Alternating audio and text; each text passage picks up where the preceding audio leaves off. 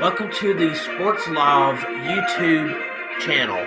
This is your main man, Sports Love with Sports Love Media, and in today's broadcast, we're going to discuss the possibility of an expansion within the current NCAA men's basketball tournament. 90 teams, is that possible? Let's take a look at it. But before we do, please hit the like button, please hit the subscribe button, and please hit the notification bell so you can be made aware of when I'm going live or when I have sports action videos. So without further ado, let's get into this.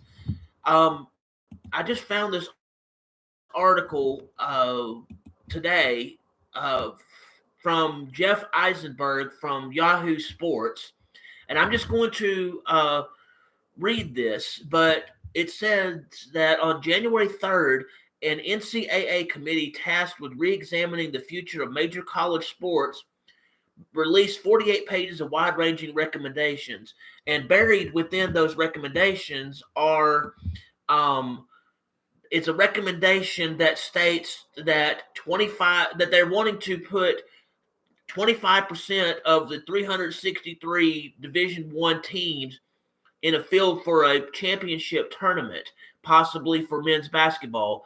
If that's the case, then that would be a field of about 90, and going from 68 to 90 is a big deal. But this, like I said, this is just from a committee, so it's not final, it's not written in stone. However, usually when things come out from the NCAA, it usually starts with a committee and then eventually it goes elsewhere. So, with that,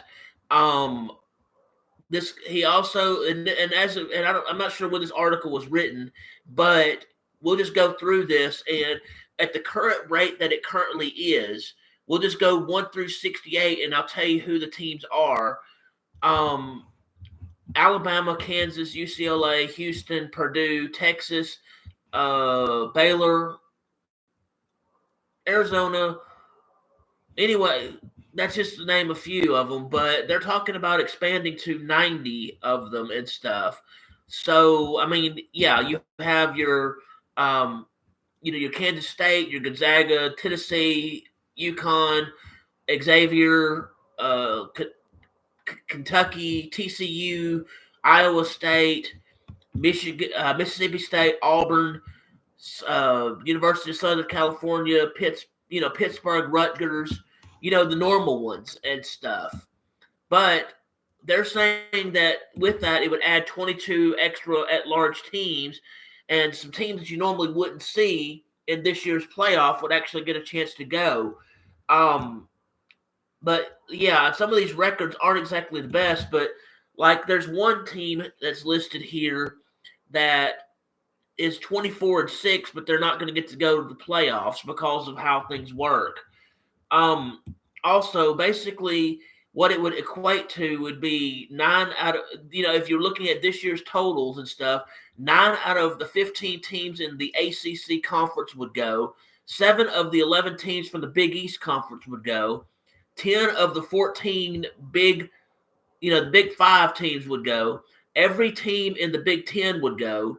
6 of the 12 teams for the Pac-12 would go, and 10 of the 14 teams from the SEC, would get to go under this new format, and that's just this year.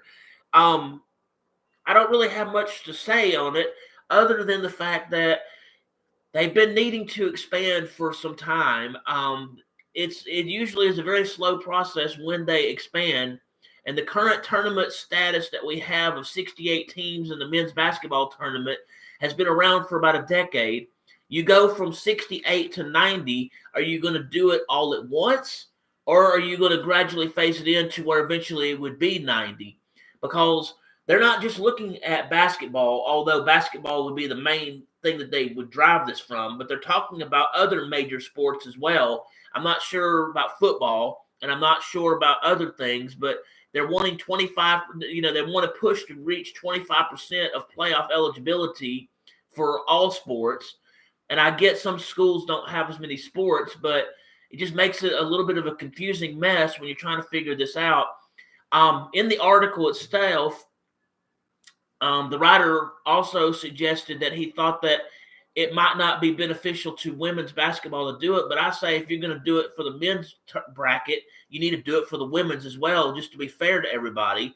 I'm not one to spark controversy. I don't intend for that, but if you're going to expand, you need to do it in all avenues and stuff. And I noticed that it did mention specifically about basketball, but it didn't mention other sports, even though the language states that it would be ideal for all sports. I don't know how that would be feasibly possible. Although when it comes to football, I think they should do the playoffs like they do in the Division One FCS or even Division Two or Division Three, and they should still have the bowl games for those that aren't eligible for the playoffs, just like they would normally. Um, More information will probably be coming from this, but in the meantime, since I don't know when that will be, just pay attention to your national sports thing, ESPN, CBS, Yahoo, and any of those others and stuff, because this information has been out there for some time. Because the report was released January 3rd, but the information from that wasn't released to the public until just recently. So I'm wondering if they've already got a plan in place for this. Because a lot of times when certain things like this are being talked about, normally the stuff is already rolling and things will start happening. Look at what happened with the NIL situation, the name, image, and likeness. They talked about that for months. And finally, it passed and went through. The same thing with expanding football playoffs from 4 teams to 12 teams.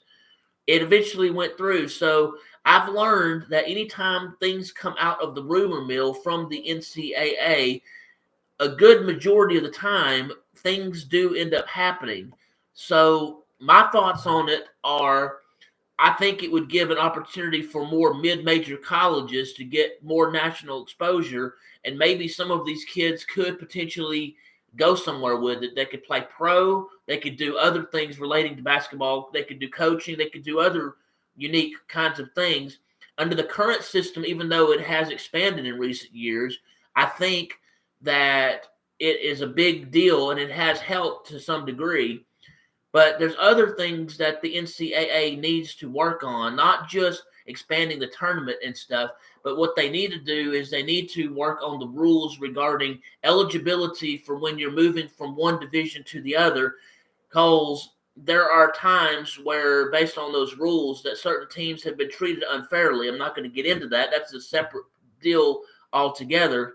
But if they're gonna focus on these recommendations and stuff, one recommendation I would have would be explain why certain teams have to wait so long to be eligible for playoffs if they're good enough and they win the games and they do the minimum requirement. I get there's a transition period, but why do you need it for so long? And why during that transition period is your team ineligible? Explain that.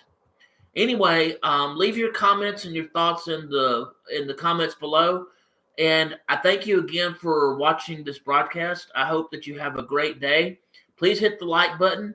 Please hit the subscribe button and the notification bell so you can be made aware of when I go live or when I have sports video action. Have a good day. Peace out.